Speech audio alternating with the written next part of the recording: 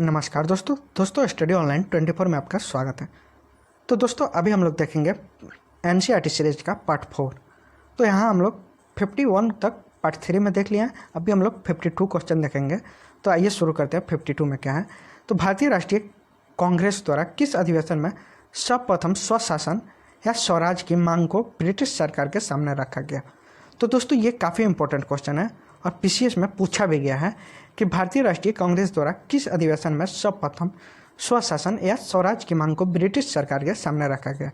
तो ऑप्शन दिया गया है कलकत्ता अधिवेशन 1906, बी है सूरत अधिवेशन 1907, सी है लखनऊ अधिवेशन 1916 और डी है लाहौर अधिवेशन 1929।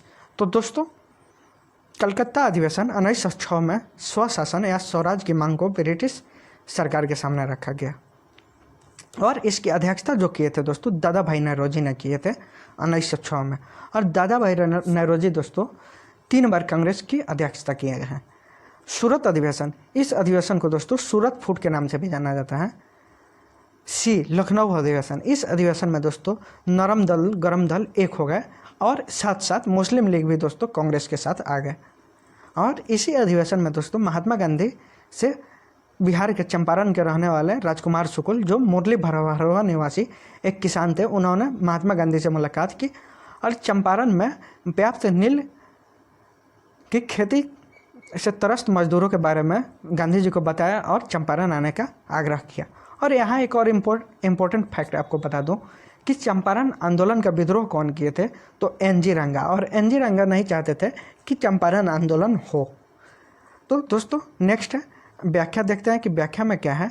तो वर्ष 1906 में कलकत्ता अधिवेशन में राष्ट्रीय कांग्रेस के अध्यक्ष पद के लिए नरम दल और गरम दल में रस्साकसी हुई। अंत में समझौता दादा भाई नौरोजी के नाम पर हुआ, जिन्हें सभी एक राष्ट्रवादी महान देशभक्त मानते थे।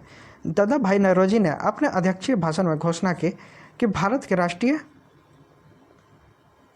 आंदोलन का उद्देश्य ग्रेट ब्रिटेन या उपनिवेश की तरह स्वराज या स्वशासन है।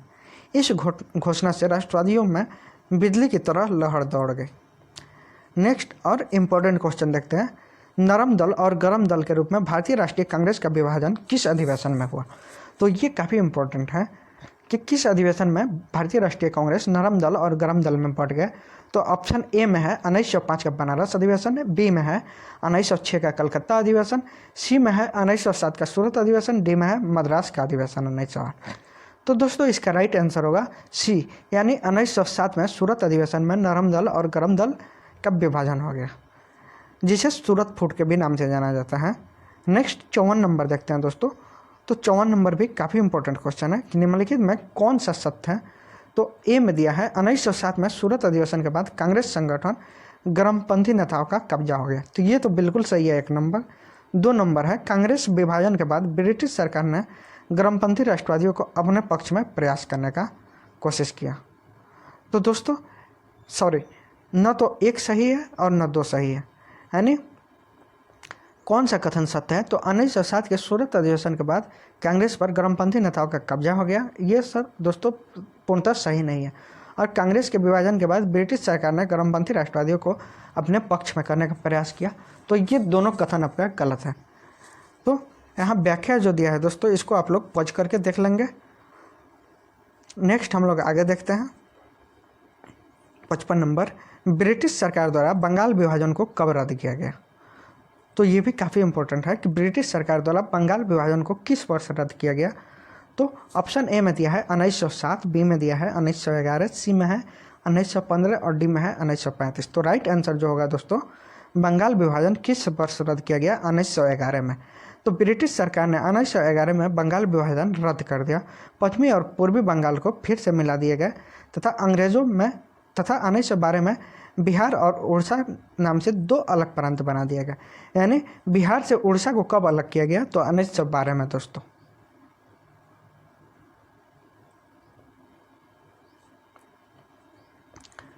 नेक्स्ट 56 नंबर, नीचे दिए गए घटनाक्रम पर विचार कीजिए तथा नीचे दिए गए कूट का प्रयोग कर उन्हें कालानुक्रम व्यवस्थित करें। तो दोस्तों बंगाल विभाजन कब हुआ था, केंद्र सरकार की राजधानी का कलकत्ता से दिल्ली स्थानांतरण, कांग्रेस का विभाजन और मुस्लिम लीग का गठन। तो दोस्तों सबसे पहले जो हुआ था बंगाल विभाजन हुआ। फिर उसके बाद 1906 में दोस्तों मुस्लिम लीग की स्थापना होती है।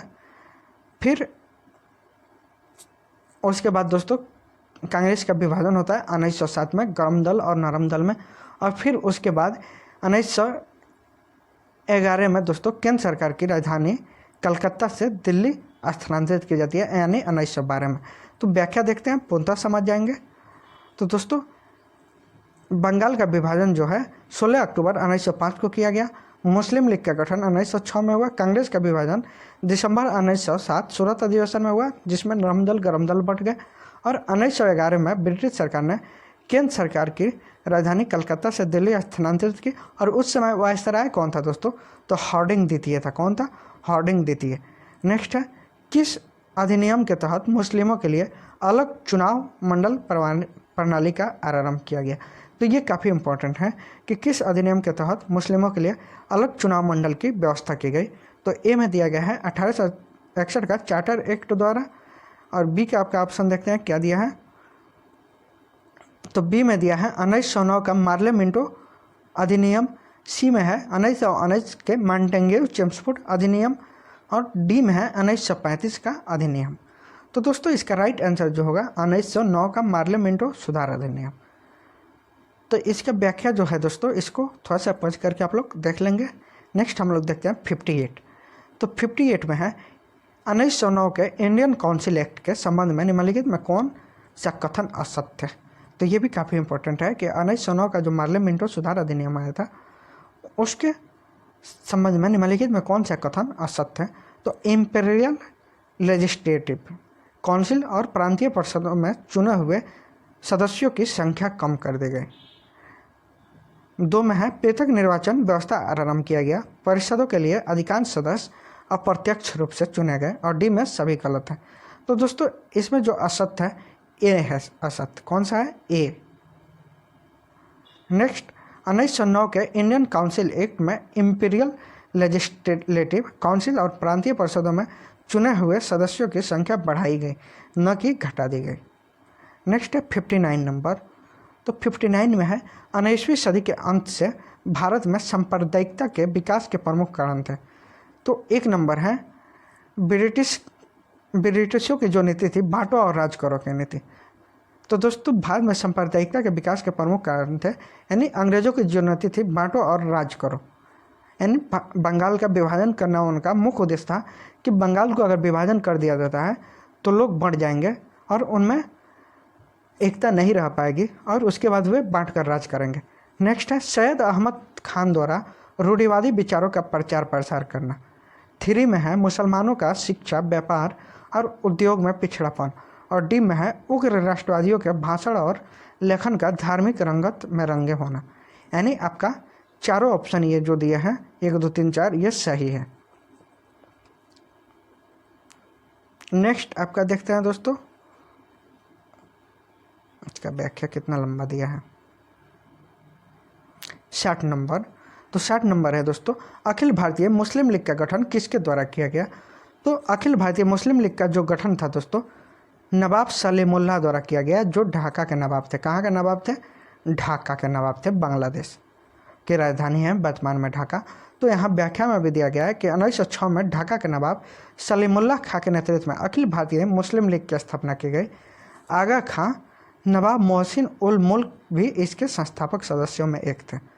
यानी नवाब सलीमुल्लाह खां, आगा खां और मोहसिन उल मुल्क ये दोनों इसके सदस्यों में एक थे। दोस्तों एक बहुत इंपॉर्टेंट क्वेश्चन आपको मैं बता दूं कि वे कौन ऐसे राजनेता थे जो भारतीय राष्ट्रीय कांग्रेस के भी सदस्य थे और मुस्लिम लीग के भी सदस्य थे? तो इसका राइट आंसर होगा दोस्तों मोहम्मद अली जिन्ना। मोहम्मद अली जिन्ना एक ऐसे व्यक्ति थे जो कांग्रेस के भी सदस्य रहे हैं थे और मुस्लिम लीग दोनों के सदस्य थे साथ साथ। तो ये आप याद रखेंगे। नेक्स्ट है 61 नंबर, निम्नलिखित में कौन सा कथन सत्य है? तो ए में दिया है मुस्लिम लीग का गठन ब्रिटिश वफादार सांप्रदायिक और रूढ़िवादी राजनीतिक संगठन के रूप में किया गया। ये बिल्कुल सही है कि मुस्लिम लीग का जो गठन किया गया मुस्लिमों को भड़काने के लिए किया गया, हिंदू मुस्लिम एकता को तोड़ने के लिए किया गया, ताकि मुसलमान और हिंदू अगर आपस में लड़ने लगेंगे तो अंग्रेज अच्छे से राज करेंगे। तो मुस्लिम लीग का जो गठन का उद्देश्य था ब्रिटिश वफादार सांप्रदायिक और रूढ़िवादी राजनीतिक संगठन के रूप में किया गया। मुस्लिम लीग ने बंगाल विभाजन का समर्थन किया। तो यहाँ दोनों क्वेश्चन आपका सही है, 1 और 2। इसका आप लोग व्याख्या एक बार देख लेंगे, पूरा समझ में आ जाएगा। नेक्स्ट है 62 नंबर। तो दोस्तों 62 नंबर भी क्वेश्चन काफ़ी इंपॉर्टेंट है। अल हिलाल नामक समाचार पत्र का प्रकाशन किसने किया था? तो ऑप्शन है फिरोज शाह मेहता, मोतीलाल नेहरू, मौलाना मोहम्मद अली और मौलाना अब्दुल कलाम आज़ाद। तो दोस्तों अल हिलाल नामक जो समाचार पत्र था उसका प्रकाशन मौलाना अब्दुल कलाम आज़ाद ने किया था। तो मौलाना अब्दुल कलाम आज़ाद ने अपना समाचार पत्र अल हिलाल में बुद्धिवादी राष्ट्रीय विचारों का प्रचार किया। इस पत्र की स्थापना उन्होंने 1912 में की, जब वे केवल 1924 में थे। यानी अल हिलाल नामक समाचार पत्र का प्रकाशन कब हुआ? 1912 में हुआ। नेक्स्ट देखते हैं 63 नंबर। अहरार आंदोलन के संबंध में कौन सा कथन सत्य है? तो यहाँ ए में दिया है, यह उग्र राष्ट्रवादी मुस्लिम नेताओं द्वारा शुरू किया गया एक कट्टर हिंदुओं द्वारा साम्राज्य विरोधी राजनीति के विरोध स्वरूप शुरू किया गया। पारसी संप्रदाय के द्वारा सरकारी नौकरी में आरक्षण के लिए शुरू किया गया और आदिवासियों द्वारा वन कानून के संबंध में शुरू किया गया। तो दोस्तों अहरार आंदोलन जो था यह उग्र राष्ट्रवादी मुस्लिम नेताओं के द्वारा शुरू किया गया, यानी इसका राइट आंसर होगा ए। 20वीं सदी के आरंभ में मौलाना मोहम्मद अली, हकीम अजमल खां, मजरुल हक के नेतृत्व में उग्र राष्ट्रवादी अहरार आंदोलन की स्थापना हुई। स्वशासन के आधुनिक विचारों से प्रेरित होकर उन्होंने उग्र राष्ट्रवादी आंदोलन में सक्रिय भागीदारी के पक्ष में प्रचार किया। तो ये इम्पोर्टेंट है कि अहरार आंदोलन का शुरुआत किस उद्देश्य से किया गया? तो उग्र राष्ट्रवादी मुस्लिम नेताओं के द्वारा इसका शुरुआत किया गया। Next 64 number. स्वराज मेरा जन्मसिद्ध अधिकार है, मैं इसे लेकर रहूँगा। तो इसको हम लोग देखते हैं कि ये नारा कौन दिए थे। तो आइए देखते हैं। तो ऑप्शन ए में है लाला लाजपत राय, बी में है गोपाल कृष्ण गोखले, सी में है बाल गंगाधर तिलक और डी में है जवाहरलाल नेहरू। तो ये नारा जो दिए थे दोस्तों बाल गंगाधर तिलक दिए थे कि स्वराज मेरा जन्मसिद्ध अधिकार है, मैं इसे लेकर रहूँगा। होम रूल लीग आंदोलन के दौरान बाल गंगाधर तिलक ने अपना प्रसिद्ध नारा दिया था, स्वराज मेरा जन्मसिद्ध अधिकार है, मैं इसे लेकर रहूँगा। नेक्स्ट है 65 नंबर। निम्न में कौन होम रूल लीग आंदोलन की स्थापना से नहीं जुड़ा है? तो ये क्वेश्चन भी काफ़ी इंपॉर्टेंट है कि होम रूल लीग के आंदोलन में कौन स्थापना से नहीं जुड़ा था, और ये पेशेश की दृष्टि से भी काफ़ी महत्वपूर्ण है। तो ऑप्शन ए में है लोकमान्य तिलक, बी में है लाला हरदयाल, सी में है एनी बेसेंट और डी में है एस सुब्रमण्यम। तो दोस्तों लाला हरदयाल जो हैं ये होम रूल लीग की स्थापना से नहीं जुड़े हैं, बाकी लोकमान्य तिलक, एनी बेसेंट और एस सुब्रमण्यम अय्यर ये तीनों होम रूल आंदोलन से जुड़े थे। देखते हैं व्याख्या क्या है। 1915-16 में 2 होम रूल लीगों की स्थापना की गई 1915-16 में। इनमें एक के नेता थे लोकमान्य तिलक और दूसरा भारतीय संस्कृति और भारतीय जनता की अंग्रेज प्रशंसिका श्रीमती एनी बेसेंट थी। और एनी बेसेंट कहाँ की रहने वाली थी? तो एनी बेसेंट आयरलैंड की रहने वाली थी और ये भारतीय राष्ट्रीय कांग्रेस की प्रथम महिला अध्यक्ष बने और ये प्रथम विदेशी महिला भी थी। तो इस बात को आप लोग ध्यान रखेंगे। और लाला हरदयाल का संबंध गद्दार आंदोलन से था। नेक्स्ट है 66। निम्नलिखित कथनों में कौन सा कथन सत्य है? तो 1913 में अमेरिका और कनाडा में बसे क्रांतिकारी भारतीयों ने गद्दार पार्टी की स्थापना की। दूसरा है गद्दार पार्टी द्वारा गद्दार नामक साप्ताहिक पत्रिका का प्रकाशन किया जाता था और गद्दार पार्टी की विचारधारा धर्मनिरपेक्ष थी। यानी गद्दार पार्टी की जो विचारधारा थी इनकी नज़रों में सभी धर्म समान थे, यानी धर्मनिरपेक्ष विचारधारा की ये पार्टी थी। तो दोस्तों यहाँ तीनों कथन सही है। कथन एक है कि अमेरिका और कनाडा में बसे क्रांतिकारियों ने 1913 में गद्दार पार्टी की स्थापना की और इसकी स्थापना कौन किए थे? तो लाला हरदयाल सिंह। नेक्स्ट है गद्दार पार्टी के द्वारा गद्दार नामक साप्ताहिक पत्रिका का प्रकाशन किया गया, यह भी बिल्कुल सही है। तो इस प्रकार आपका राइट आंसर होगा 1, 2 और 3 तीनों। इसका भी व्याख्या आप लोग दोस्तों देख लेंगे। नेक्स्ट हम लोग देखते हैं 67 नंबर। तो 67 नंबर है कांग्रेस और मुस्लिम लीग के बीच प्रसिद्ध लखनऊ समझौता कब हुआ? तो कांग्रेस और मुस्लिम लीग के बीच प्रसिद्ध लखनऊ समझौता 1916 में हुआ। इसमें कांग्रेस और गरम दल और नरम दल एक हो गए और मुस्लिम लीग भी कांग्रेस के साथ में आ गया। तो कांग्रेस और मुस्लिम लीग के बीच समझौता जो हुआ 1916 में हुआ। और उस समय जो कांग्रेस के अध्यक्ष कौन थे 1916 में, तो अंबिका चरण मजमूदार यानी AC मजमूदार थे। नेक्स्ट है 68 नंबर।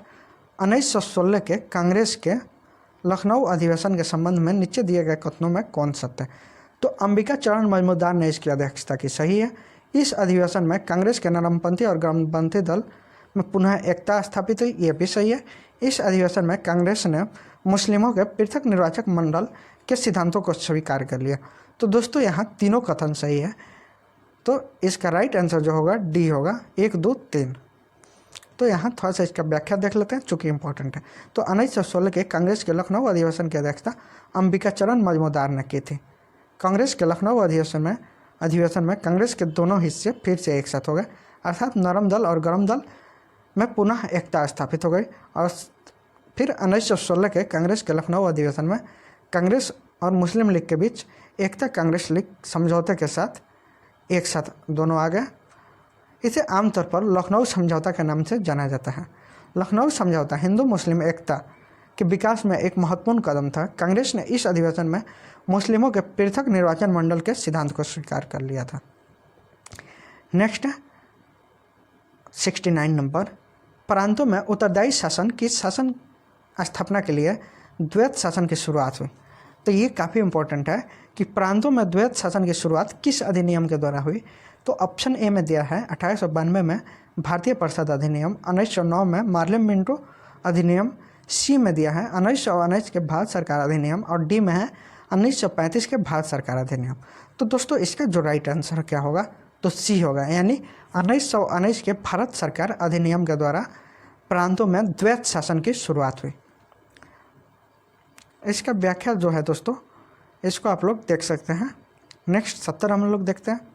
तो 70 में दिया है भारत सरकार अधिनियम 1919 के संबंध में कौन सा कथन असत्य है। तो इसे मार्लेम मिंटो सुधार अधिनियम के नाम से जाना जाता है। तो दोस्तों फर्स्ट कथन असत्य है, यानी इसका राइट आंसर ए होगा। भारत सरकार अधिनियम 1919 को मॉन्टेग्यू चेम्सफोर्ड सुधार अधिनियम के नाम से जाना जाता है।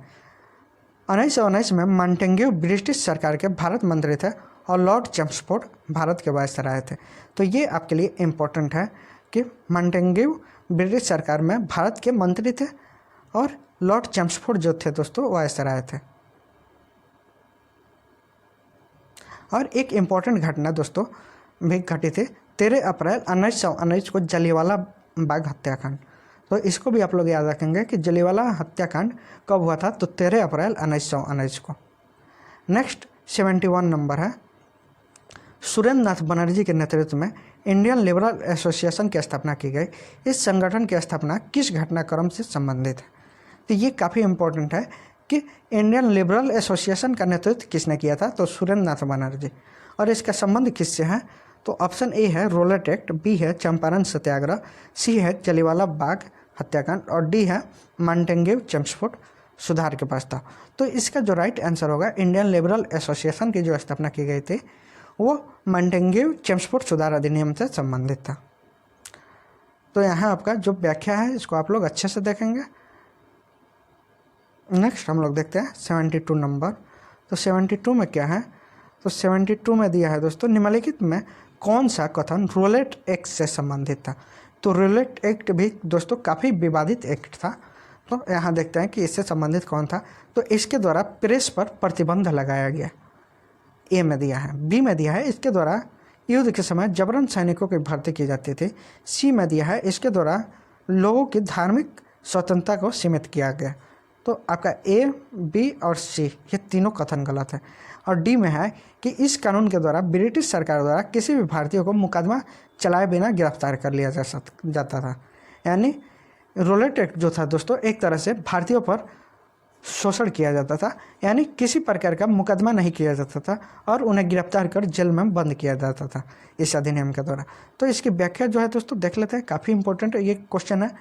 तो ब्रिटिश सरकार ने स्वयं को ऐसी भयानक शक्तियों से लैस करने का फैसला किया जो कानून के शासन के स्वीकृत सिद्धांतों के प्रतिकूल थी, ताकि 1919 के सरकारी सुधारों से संतुष्ट न होने वाले राष्ट्रवादियों को कुचल सके। और मार्च 1919 में केंद्रीय विधान परिषद में भारतीय सदस्यों के विरोध के बावजूद, यानी रोलेट एक्ट का जो था विधान परिषद में भारतीय सदस्यों ने पूर्णतः विरोध किया था, फिर भी रोलेट एक्ट को पारित किया गया। जो यहाँ बताया जा रहा है कि रोलेट एक्ट कानून बनाया गया। इस कानून में सरकार को अधिकार प्राप्त था कि वह किसी भी भारतीय को अदालत में बिना मुकदमा चलाए जेल में बंद कर सकते थे और दंड दे सकते थे, जिसे पूर्णतः दोस्तों कुशासन की नीति कहेंगे, यानी दोस्तों हिटलरवादी नीति। यानी किसी भारतीय को बिना किसी जुर्म के गिरफ्तार करके उनको जेल में बंद किया जा सकता था और उन पर कार्रवाई की जा सकती थी। और इसका विरोध दोस्तों विधान परिषद में भारतीय सदस्यों ने पूर्णतः विरोध किया, फिर भी इसको पारित कर लिया गया। नेक्स्ट 73 नंबर देखते हैं दोस्तों। तो 73 में है गांधी जी का चंपारण सत्याग्रह किन की समस्याओं के समाधान से संबंधित था। तो ऑप्शन है बिहार के नील उत्पादक किसानों से, बिहार की कोयला खदानों में काम करने वाले मजदूरों से, बिहार के बुनकरों से और बिहार के कपास उत्पादक किसानों से। तो इसका जो राइट आंसर है दोस्तों चंपारण सत्याग्रह बिहार के नील उत्पादक किसानों से संबंधित था। तो दोस्तों ये काफ़ी इंपॉर्टेंट क्वेश्चन है और इस क्वेश्चन को बिहार स्पेशल के तहत भी पूछा जा सकता है, तो आप लोग इसको अच्छे से देख लें। गांधी जी ने सत्याग्रह आंदोलन का अपना पहला बड़ा प्रयोग बिहार के चंपारण में 1917 में किया। यहाँ नील के खेतों में काम करने वाले किसानों पर यूरोपियन नील है बहुत अधिक अत्याचार करते थे और गांधी जी के संघर्ष के कारण अंततः किसानों को इन समस्याओं से मुक्ति मिली।